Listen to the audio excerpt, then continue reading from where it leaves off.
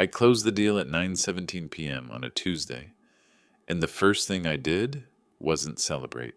I didn't call my mom, I didn't text my girlfriend, I just stared at the green executed banner on my screen like it might vanish if I blinked too hard.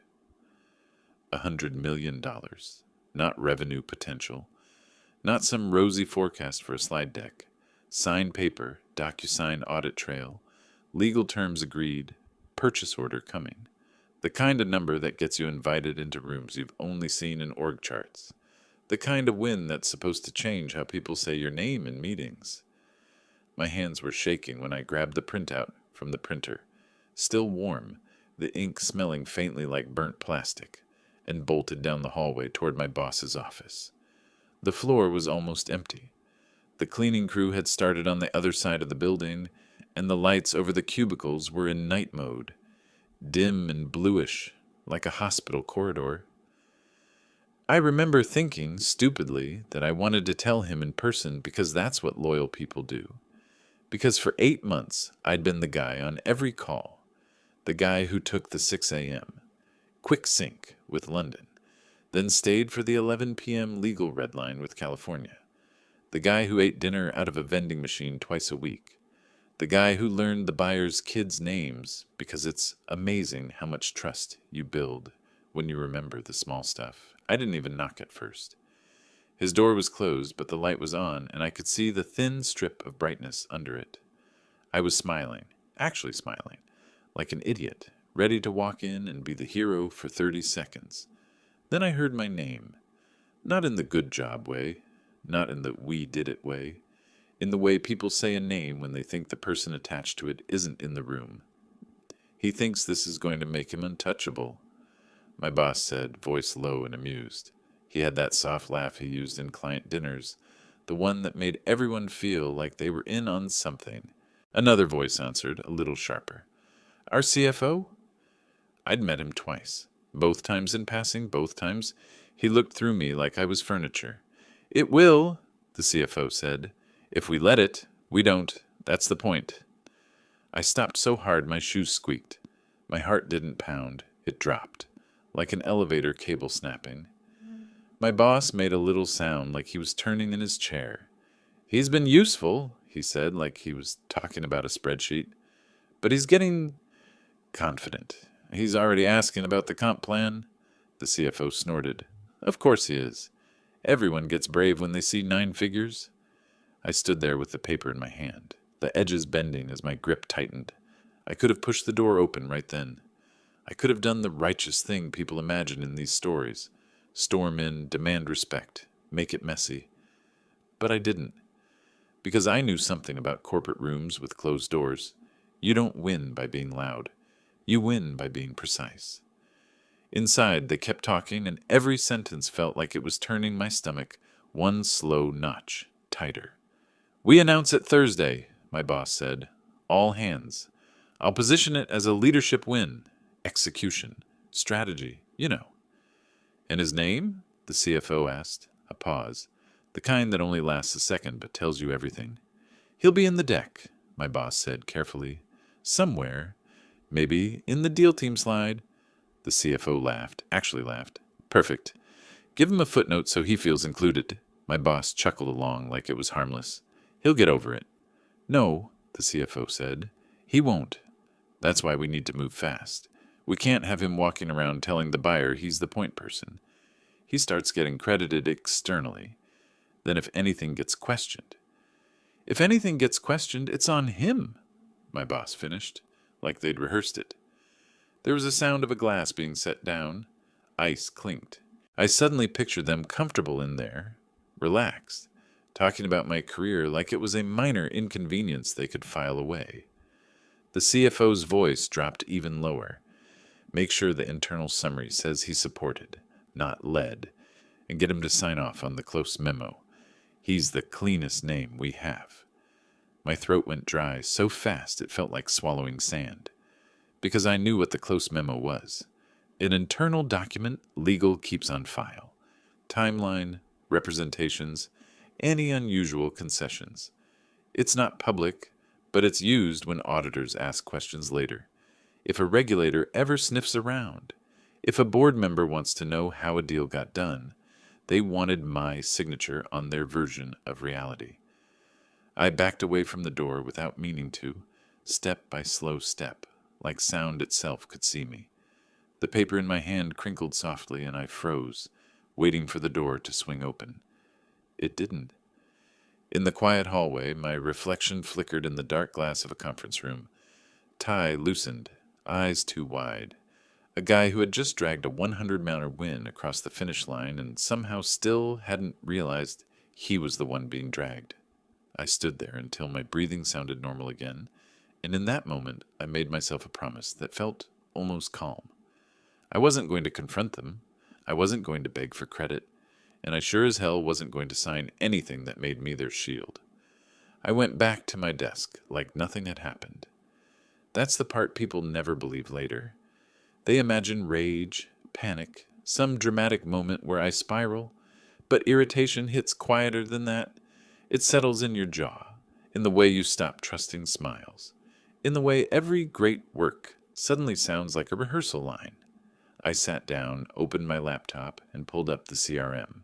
Not because I was plotting anything, because it was the only place left where the truth didn't care about titles. Every call logged over 8 months was there. Every meeting invite I'd created.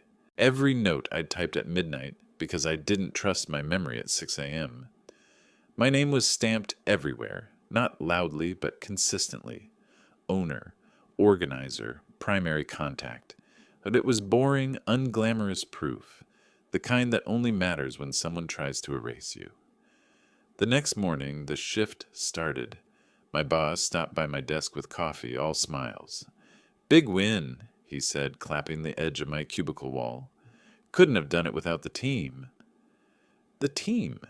Singular when it was time to grind. Plural when it was time to share credit.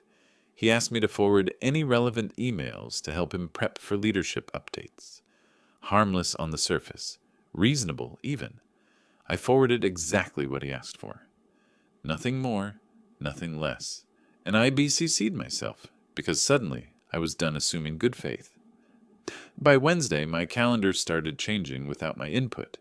Looks like a meeting moved. Looks like another got consolidated. A recurring buyer sync, one I'd run since day one, now had my boss listed as the organizer. I was still invited. That's how it works when someone wants your work without your voice. I joined the call anyway. I answered questions when asked. I let him talk, and I watched him struggle. Not dramatically.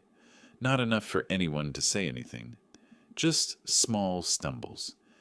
Using we when the buyer asked who. Pausing to look at notes he didn't understand. Promising follow-ups he didn't know existed. The buyers stayed polite, but I could hear it in their tone. The microsecond delay before replying. The subtle rephrasing that meant, "This isn't the person we built this with." After the call, my boss slacked me. "Good support in there. Appreciate you backing me up." Support. Like I was holding the flashlight while he took the credit. Later that afternoon, an email hit my inbox. Close memo. Final review. No warning. No discussion. Just a PDF and a polite line asking me to sign by end of day, so legal could keep momentum. I opened it slowly. The timeline was off. Not wildly, just enough to matter. It framed my role as assisting execution, while positioning my boss as the primary commercial lead. It glossed over a vendor relationship I knew legal had questions about. A consulting firm that had appeared out of nowhere mid-deal. One that I'd been told to route through finance without asking too many questions. I'd asked anyway. Months ago. Quietly. And I'd been told it was handled. Reading it now, I understood why they wanted my name on the document. Clean. Mid-level. Believable. If anything ever came up, it wouldn't point upward. It would stop at me. I didn't respond right away. Instead, I pulled up my sent mail. I searched for the moment that consulting firm was introduced. Found the thread. Found the attachment. Found the calendar invite where the CFO had joined just to listen. Found my follow-up email asking for clarification. and the one-line reply telling me to proceed. I saved everything, not screenshots. Originals. Headers intact. That night my boss called me, voice friendly but tighter than usual. "Hey, just checking in. Did you see the memo?" "I did," I said. "Any issues?" I looked at my screen, at the green banner still burned into my brain, at the paper trail I hadn't known I was building until now. "There are a few things I want to clarify before I sign," I said, calm, measured. "Nothing big, just accuracy." A pause. Short. Dangerous. "We can talk tomorrow," he said, "but legal's on a clock." "I understand," I replied. "So am I." When the call ended, I didn't feel scared. I felt something colder. I realized I'd been doing everything right for the wrong people. The meeting was scheduled for 10 a.m., but I got there at 9:42. Not because I was nervous, because I needed the room to feel neutral before anyone else stepped into it. I sat at the long conference table with my laptop closed, hands folded, watching the city through the glass wall, cars moving, people living normal lives.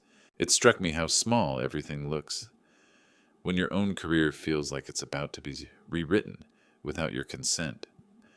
My boss walked in first. No coffee this time, no small talk. He dropped his laptop on the table and exhaled like I was already slowing him down. "Let's be efficient," he said. "Legal just needs the memo signed." "I'm not refusing," I said. "I'm asking for corrections." That word, corrections, changed the temperature immediately. He opened the PDF on the screen and spun it toward me like a compromise. "What exactly do you think is inaccurate?" I didn't answer right away. Instead, I pulled up my own document. Same deal, same timeline, different reality.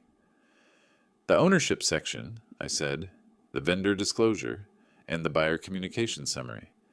He frowned, not confused, annoyed. "This is standard language." "It's not," I replied. "Standard language doesn't contradict system logs." That was the first crack. He leaned back, folded his arms. "Look," he said, lowering his voice, "this isn't about you. It's about keeping things clean. Simple." Simple for whom, I wondered. He kept talking. About optics. About leadership alignment. About how deals at this level don't belong to one person. All the phrases people use when they're trying to make you doubt your own fingerprints. Then he said the thing that broke it open. "If legal starts digging into side details, it slows everything down," he said. "And if that happens, the board will want to know why." There it was. Not fear of inaccuracy. Fear of scrutiny. I realized something then. Quiet, sharp, undeniable. They weren't just taking credit. They were managing exposure. And my signature wasn't a courtesy. It was insulation. I closed my laptop. "I'm not comfortable signing this as written," I said. "If legal wants speed, accuracy helps them move faster." His jaw tightened. "Are you trying to make this difficult?" "No," I said. "I'm trying to make it true." Silence stretched, the kind that makes you aware of the hum in the vents. He sighed, rubbed his forehead. "You're overthinking this." I stood up, slowly, calmly, not dramatic. "I've already forwarded my notes to legal for review," I said. "Just the source materials. They can reconcile it however they see fit." The look on his face wasn't anger. It was calculation failing. "You did what?" he asked. "I didn't accuse anyone," I said. "I didn't editorialize. I just sent them the logs, emails, and timelines I was personally responsible for. They asked for documentation support. I provided it. That wasn't your call. It was my work." He stared at me like he was seeing a different person. Maybe he was. The meeting ended without a decision. No raised voices, no threats. Just a tight nod and a promise to circle back. By noon, my access started changing. Nothing obvious. A permissions request denied. A shared folder suddenly read only. A meeting I had been on for months now marked optional. These were not punishments. They were tests. They wanted to see if I'd panic, if I'd backtrack. I didn't. Instead, I forwarded one more email to myself this time. A calendar invite from months earlier where I'd been explicitly named as deal lead by the buyer's VP. I remembered the call, how proud I'd been, how I'd forwarded it to my boss with a smile. That smile didn't exist anymore. Around 3:00 p.m., legal replied, short, neutral, dangerous. Thanks for the materials. We're reviewing and may have follow-up questions. Please don't sign the memo until review is complete. I leaned back in my chair and felt something inside me settle.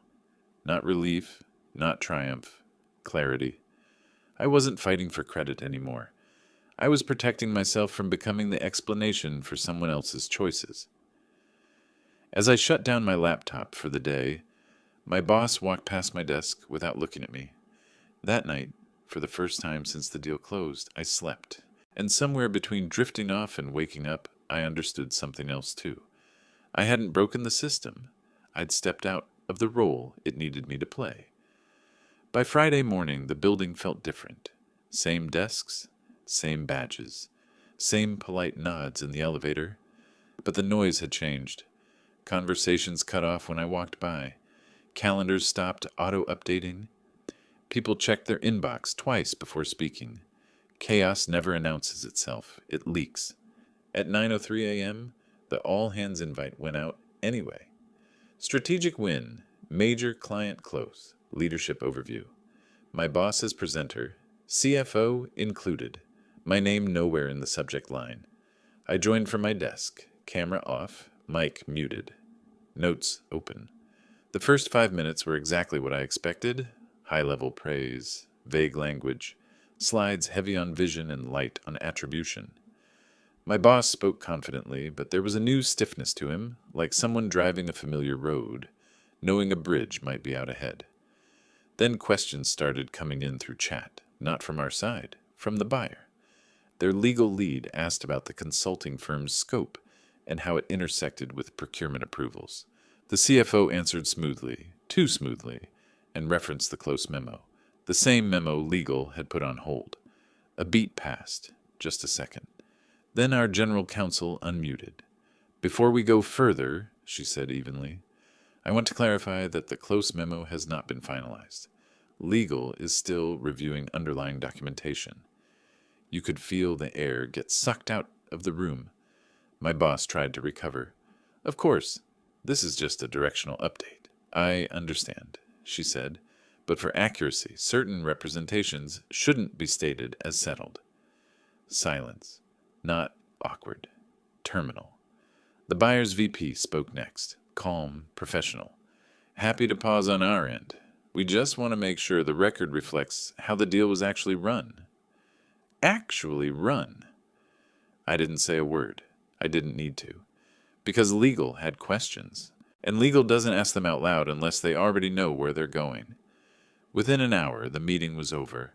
The recording was pulled. Calendars started disappearing. A closed-door meeting appeared on my boss's schedule with the CFO and legal. No subject line. By early afternoon, compliance joined. This wasn't a witch hunt. It was worse. It was methodical.